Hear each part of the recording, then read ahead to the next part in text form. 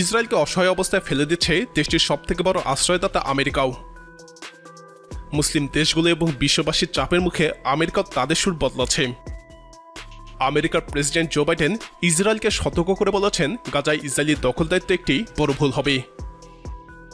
আমেরিকার television CBS নিউজকে দেওয়া এক সাক্ষাৎকারে একথা বলেন বাইডেন। বাইডেনের এই মন্তব্যের সময়ই ইসরায়েলের সিদ্ধান্ত নেয় তারা গাজায় অভিযান স্থগিত করছে। আমেরিকার পররাষ্ট্রমন্ত্রী ব্লিংকেনকে মিশর, সৌদি আরব এবং জর্ডানের শাসকরা বেশ চাপে রেখেছে। এছাড়াও তুরস্ক এবং ইরান ক্রমাগত চাপ তৈরি করছে আমেরিকার উপর। বাইডেন শুধু ইসরায়েলের সমালোচনা করেই ক্ষান্ত হননি, তিনি ইসরায়েলের প্রধানমন্ত্রীর দেওয়া ইসরায়েল সফরের আমন্ত্রণও প্রত্যাখ্যান করছেন। অথচ বাইডেন তার গোটা রাজনৈতিক কেরিয়ারে ইসরায়েলের বড় পৃষ্ঠপোষক ছিলেন। ইসরায়েলি প্রধানমন্ত্রী বেঞ্জামিন নেতানিয়াহুর সরকার ফিলিস্তিনি ভূখণ্ডে স্থল, আকাশ এবং সমুদ্রপথে একযোগে আক্রমণের প্রস্তুতি নিচ্ছে। স্থল অভিযানের জন্য গাজা সীমান্তে শত শত ইসরায়েলি সাজযান এবং ট্যাঙ্কবহরও জড়ো হয়েছে। সীমান্তে সমাবেশ ঘটানো হয়েছে লাখ লাখ সেনার। 3 লাখের বেশি রিজার্ভ সেনাই রয়েছে হামলার প্রস্তুতি নিয়ে। তাছাড়াও বড় রকমের অভিযানের ঘোষণা দিয়ে গত শুক্রবারে গাজার উত্তরে বাসিন্দাদের সরে যেতে 24 ঘন্টা সময় বেঁধে দেয় ইসরায়েল। এতে এই অঞ্চলে 1 লাখ বাসিন্দার নিরাপদ আশ্রয় চাওয়া নিয়ে দুর্বিষহ পরিস্থিতির সৃষ্টি হয়। এমন পরিস্থিতিতে স্থল অভিযানের বিরুদ্ধে মত দিলেন বাইডেন।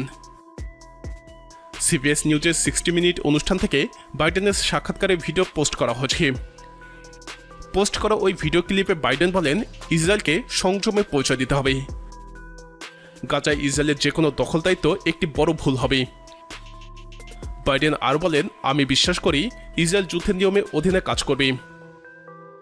তারা গাজার বাসিন্দাদের নিরাপদ আশ্রয়ে যাওয়ার জন্য একটি মানবিক করিডোর দেবে।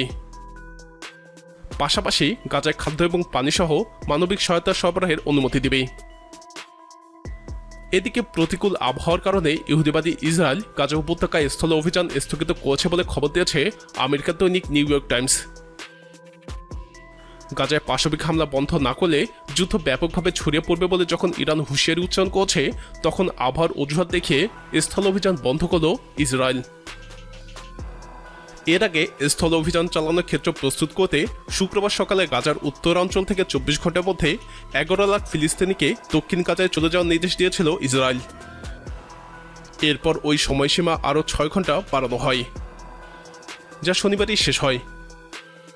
এর মধ্যে গাজা সীমান্তে কয়েকশো ট্যাঙ্ক এবং অন্তত 1 লাখ সেনা জড়ো করেছে ইসরায়েল। কিন্তু নিউ ইয়র্ক টাইমস জানিয়েছে, এখনই স্থল অভিযান শুরু করছে না ইসরায়েল।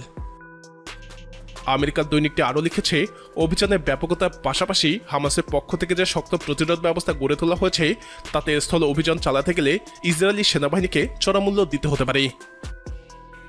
প্রিয় দর্শক, ইসরায়েল ইস্যুতে আমেরিকার এরকম 180 ডিগ্রি পল্টি নেওয়ার কারণ কি হতে পারে? আপনার মতামত কমেন্টে জানান। ফিলিস্তিন ইসরায়েল সংকট নিয়ে সর্বশেষ আপডেট পেতে আমাদের চ্যানেলটি সাবস্ক্রাইব করে আমাদের সাথে থাকুন।